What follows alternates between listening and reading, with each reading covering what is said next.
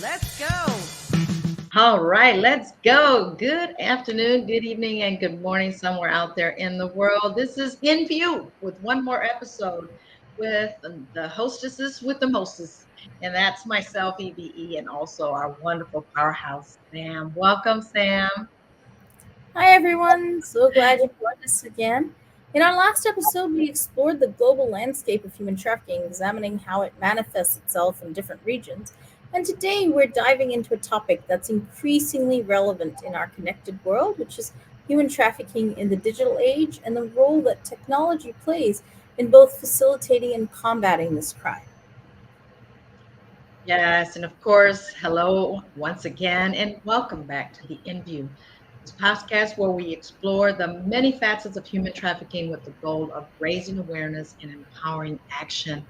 And of course, once again, as I said before, I'm EVE. I'm here to also join in with this deep conversation with Sam. And of course, she is our expert. So I hope that you take note and you listen to the things and the points that we talk about here regarding the technology. And of course, it's changing the world in so many ways. And while it has brought countless benefits, it has been also provided with new tools, with technology for these traffickers. The internet, social media, and various digital platforms have become key arenas where trafficking occurs in often ways that are difficult to detect. And I am seeing much more in that, Sam. No, that's right, Eve. Traffickers are using technology to recruit victims, to control them, and even to conduct their operations very much under the radar.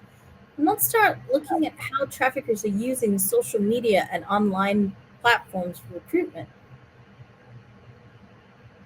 And that is something that everyone needs to really, really learn these ways, how social media has really become the primary tool for traffickers to lure potential victims. And I hope that parents are really listening to this one, Sam, because technology sometimes is good for you, the good, but it's also used for the evil. And they often pose as friends, romantic partners, or legitimate job recruiters. That's scary right there, Sam. So through these platforms, they can easily identify vulnerable individuals and such as those expressing feelings of isolation, financial hardship, or insecurity, and build relationships with them. And Sam, I have known people personally that they decide to join in some site or they decide to befriend someone on social media, and they start asking them for pictures, they start asking them for money. And so once that trust is established, they can manipulate these individuals into exploitive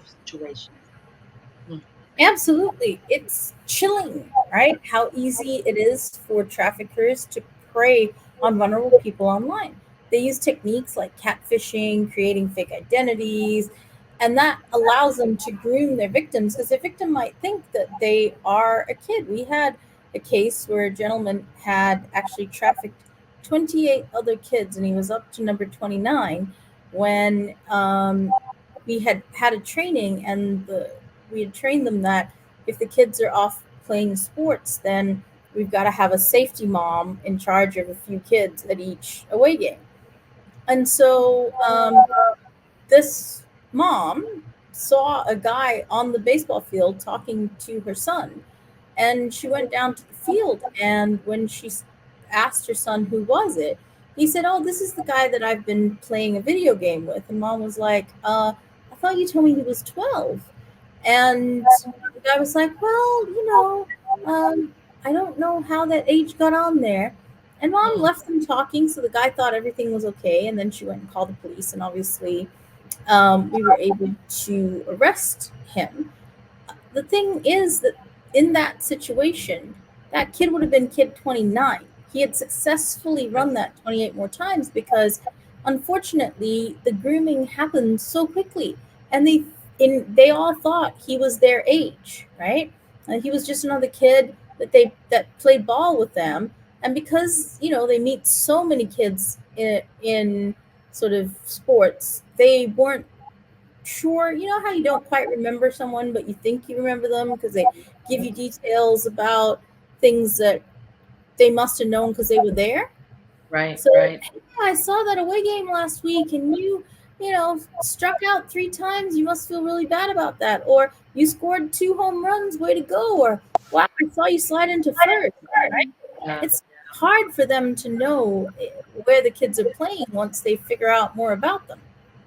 And in this case, it turned out. But you can imagine that this sort of catfishing situation isn't just for children. We see adults catfished and groomed in this way as well. In fact, Mhm. financial crime is growing exactly because of this type of behavior. And it isn't just happening in one part of the world, it's happening everywhere. This is now a global issue.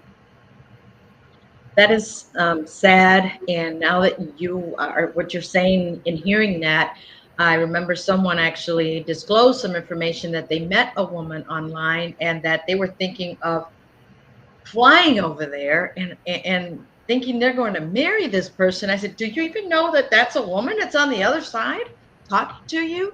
Or are they posing a woman to get you to lure to send them money to then now they're coercing you?" And I mean, I after I saw him again a year and a half later, I didn't want to ask. Obviously, seeing him here, he did not make that choice, but it happens to adults, just like you said. And another area that where technology plays a significant role is advertising and selling trafficking victims, especially in sex trafficking. Websites and online forums, and sometimes even on the dark web are used to advertise victims for sale. While many sites have taken steps to combat this, but traffickers continue to find new ways to exploit digital platforms. And with that, just like the movie, Sam, Sounds of Freedom, these kids thought they were part of a modeling thing, agency, and you saw what happened. So this is real, folks. This is what happens. Mm-hmm. Absolutely.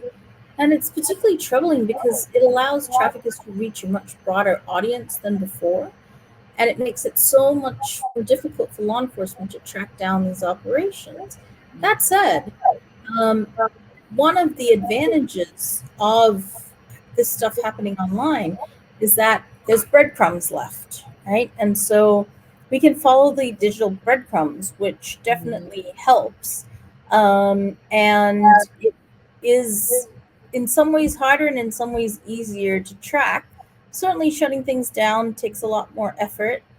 It depends on where things are hosted, and the internet allows for an anonymity that requires more of a dissemination of information. So you could be looking at 50,000 pages to figure out one single crime, right? So that's much more difficult. At the same time, that is the trafficker's vulnerability when it's online, right? Because there is the ability to track.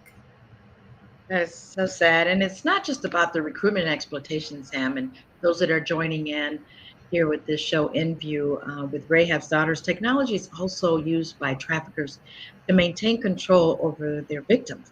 For example, they may even use a GPS tracking apps to monitor their victims' movements or use of messaging apps or to use threats and commands. And so to ensure that these victims remain compliant. And that's scary. That's why I always say, make sure you take the locator off your phone because I mean, I always see Big Brother is knowing what I'm doing on my phone, and then they can track you with the location, the locator on. It's scary. I mean, listen, location tracking goes both ways, right? It's positive too.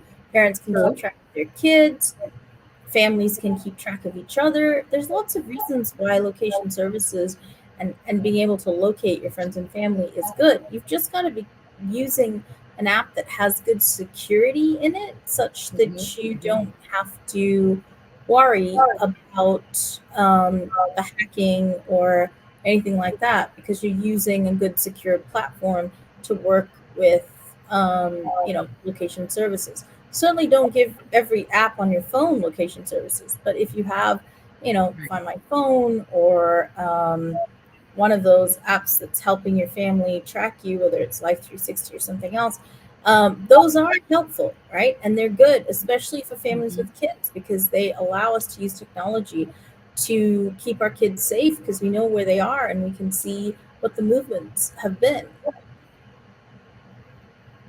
And that's, as you said, those are positive, right? But technology, can help us. Um, Now this AI, I'm leery about the AI. That's a great point on what you just mentioned. It's good for some, but The AI can also scan vast amounts of data from social media, online ads, and other digital platforms, and liken suspicious activity that human analysts might miss. And this technology is helping to uncover trafficking networks and rescue victims for more quickly than ever before, which that part I am all gun ho for it because it's actually helping, right? Absolutely. And, you know, listen, another area where technology is making a difference is in victim support. There are now apps and online resources designed to help victims escape from the traffickers and get help for the things that they need. And some of these can be disguised in a victim's phone so they can use them without all alerting the trafficker, which is super helpful, right? I mean, on our own website, we have an exit button. So if she's filling out a form, she can quickly shut down and open up a different site so he doesn't know what she's up to. Yep. And yes, digital platforms are also being used for the public awareness campaigns. I know we all use those. I use them for my campaigns, which are crucial in preventing trafficking. But by educating people about these dangers on online recruitment and how to recognize these signs of trafficking in these campaigns, help reduce the pool of potential victims. So it is very important to be aware, to bring notice to things, and be vigilant at all times. Absolutely. I think technology offers powerful tools. It's also clear that there's a constant race, right, between the traffickers and us trying to stop them. Because as we are iterating with technology, so are they. And law enforcement and tech companies develop new methods to combat human trafficking, as do we. But it's adapting those and finding new ways that they're exploiting it that's always the challenge because they have much more money at their disposal than we do in order to sort of iterate their product sets, right? And so they get a simple example is before when you put a web scraper on an ad platform, it would get the phone numbers and everything. Now you've got to write code to make sure that it's clicking through because they've gotten quite good at realizing that this is part of how investigations are finding them. So they are changing the numbers, they're having text now numbers. And Mhm. I saw an investigation this week in which a guy had 60 plus text now numbers Wow. that he was using in the different ads. And obviously, you know, it makes it harder for us and AI to track that that's the same person with those 60 different phone numbers. Wow. And that is a challenging battle because it's one we can't afford to lose rather, though this is why it's so important that for all of us, once again, to stay informed and vigilant about how technology is being used in the world of human trafficking, whether we're parents, educators, or just concerned citizens, understanding these risks and the first steps in protecting the vulnerable and supporting those on the front lines of this fight. And so that's why we're here to educate you, to bring you the latest, and to bring you, I would say, in the forefront of really what's happening and how this technology is being used. Um, one, to fight against trafficking, but two, and how the traffickers use it, right, Sam? Absolutely, Eve. I mean, you've been out on outreach with us this week, and you saw how important it is for us to go and visit those sites that we have realized that trafficking is happening, and Mhm. yourself realized how dark it can be, right? And so, we encourage you that if you see stuff happening, tell us about it. Report it to our hotline. Go on our website, fill out the contact us form, and tell us what you found because it's so important that we are out there marrying technology with outreach to combat this issue. Yes, and we want to thank you once again for joining us today for this critical discussion. Of course, in our next episode, we'll be talking about the role of law enforcement in combating human trafficking and the challenges they face in the fight. It's going to be an insightful conversation, so be sure to tune in. Don't miss it. Thanks so much, Eve. Great to be here. And great to be here with you too, Sam. So thanks everyone for listening, and everyone, please stay safe, stay aware, and we'll see you next time here on the InView show with Rahab's daughters. You saw the information on the bottom of the screen. Be part of this solution. Be part of the solution every time you see us here. Thank you, Sam. We'll be back next week here on the InView show. So it's been great. Till next time.